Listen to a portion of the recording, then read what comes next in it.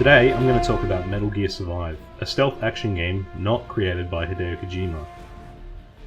The game is more or less the intro to Stargate.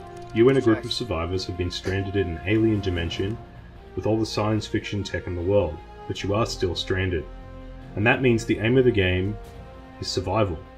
In fact, if this was any other game which didn't have the Metal Gear licensing, I think a lot of people would be singing its praises. But they didn't. I got the joy, joy, joy, joy down in my heart. Down in my heart. Down in my heart. Gamer critics are an alternative viewpoint a lot of the times, and for many people, even myself, a form of game reviews. But gamer critics can't really ever be lukewarm on a game, it's just not how they are.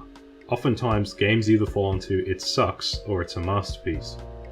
Off-the-cuff reviews can be great as a this is just what the game is, but like the switchy boys of popular websites, gamer critics tend to rate a game based on outside stuff rather than the game's actual merits. How many times have you heard something similar to this? Ukulele sucks. Rainbow Six Siege sucks. Think about how all these games had a story or something going on outside of the game which could affect the score. All of these games were far from a broken mess like Hunt Down the Freeman. Now, I'm not going to pretend that the firing of Mr. Kojima wasn't uncomfortable, but Survive isn't made by Konami any more than the previous games. The new director worked on Metal Gear Solid 3 and all the games up until that point.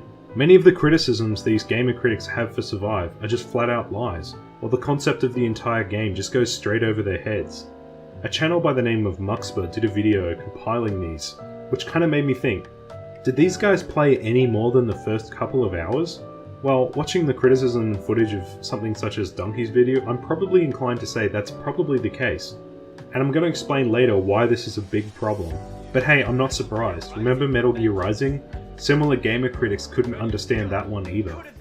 For example, there's no dodge button, which means there's no quick escape to get out of the way of an enemy's attack, especially when they're unblockable. They put the parry button. Metal Gear Rising Revengeance gets a 4 out of 10. So with all that out of the way, I want to talk about Metal Gear Survive, and hopefully, if you've watched up until this point and you're starting to think that you've just been lied to, you might want to go play the game. But I'm going to continue like you need more selling on this, and I'm going to go through spoilers, so this is your last warning. Just realize that the game, even though it looks like it plays like MGS5, it's probably closer to say that it plays more like Metal Gear Solid 3 and Resident Evil.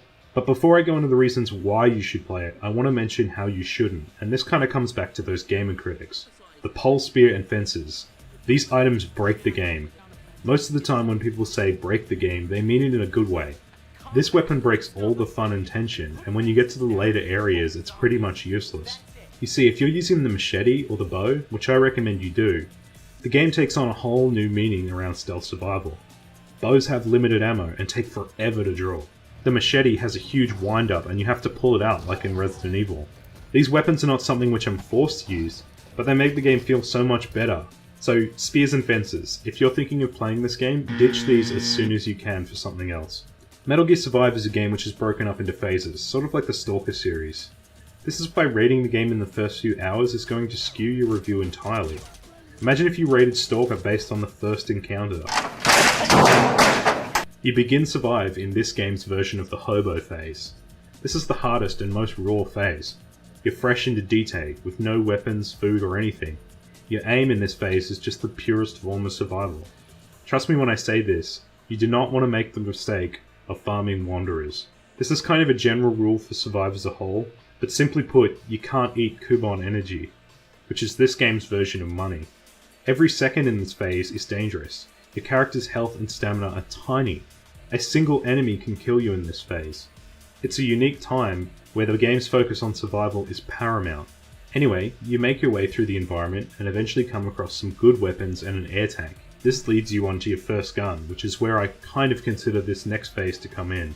And that's the true survivor phase. You've got all the means to defend yourself, your weapon does good damage, but zombies are still a threat. This is where your character will start doing what I would consider the core gameplay of Survive: expeditions. Expeditions into Detail are intense.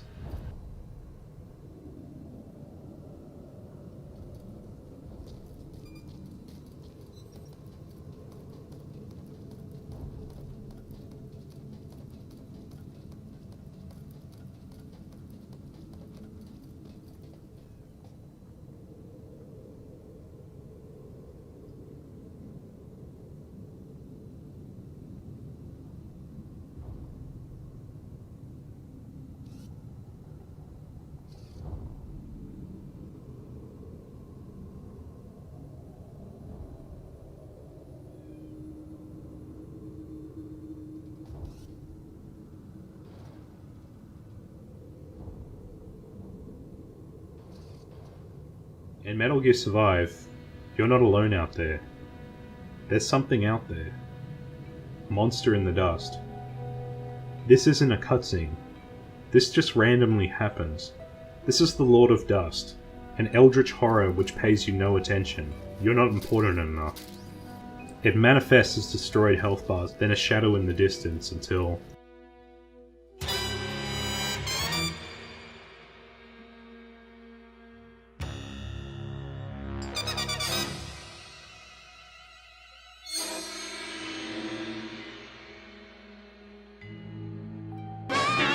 Travelling out into the dust makes you feel exposed, and that's why I call the missions expeditions.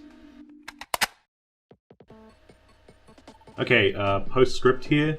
I realize I said the game makes you feel exposed, and that's why I call them expeditions. I want to go into that. The reason the game makes you feel exposed is you have an oxygen tank that is constantly going down when you're in the dust. That means that you are on a ticking timer here, and that you cannot screw around. This works really well because it means that you can't just go in and pick up everything. You really have to strategize and look for things that are actually going to be of use to you. Like, for example, you can't just go chopping down all the trees and stuff like that because you're going to just waste your time. Because on top of this oxygen, you've also got, you know, your food and water reserves to worry about, and then your weight on top of that. You might say, well, that's just every survival game, but in this one especially, with that ticking timer of the oxygen, it really makes you prioritize because you can get more oxygen by spending Kuban energy, but in doing so, you'll damage your oxygen tank, eventually to the point where it won't even work anymore, and then you'll die. And the reason that's good is because in this game, if you do die, you have to go all the way back to base. Now that might sound a little bit harsh, but it sort of has the Dark Souls mechanic. Shut the fuck up. Remember those original trailers for Metal Gear Solid 5, which looked like you were coming in prepared for a mission and that you needed to have everything ready to be a one-man army? Well, in Survive, you actually need to do this. It's not just about headshotting everyone in the base camp. It's the closest Metal Gear has been to Snake Eater in a long time. You have to hunt for food, cook, find clean water, and patch yourself up, only better, because the menu interface is less clunky now. Guns are rare, and ammo is hard to find. And even then, they aren't a magic win scenario. Every shot counts, but the upper limit for ammo is high enough that you don't feel like you're getting the artificial difficulty of The Last of Us, where Joel only has like a pencil case worth of ammo. All of that said, this game actually has an endgame, which is very rare in survival games. Metal Gear Survive is without a doubt one of the best survival games I've played. Note I didn't say it's the best Metal Gear game, because Metal Gear Survive is secretly something which I wished for in Metal Gear Solid 5. And that is, what if you had the open world gameplay and zombie operations of Metal Gear Solid 5 with the survival elements of Metal Gear Solid 3? Well, I looked online for mods and found nothing, but what I realised that if the mod did exist, it would probably look something like this. So this is Metal Gear Z. What our plan today is we gotta go get Shadow from the bandits. Hey man, put your hands up, drop your weapon or you die. But instead we got this. AAA polish.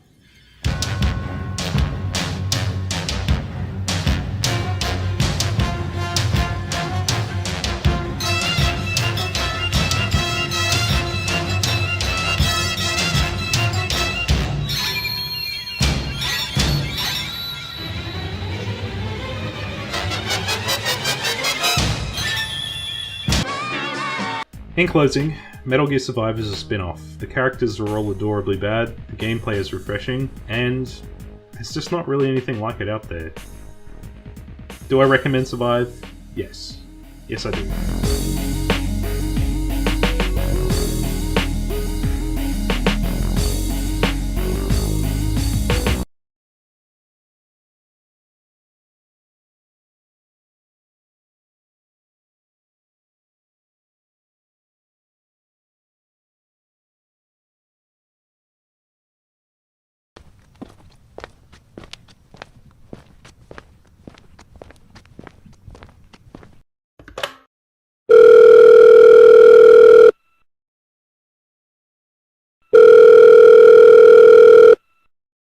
Yeah.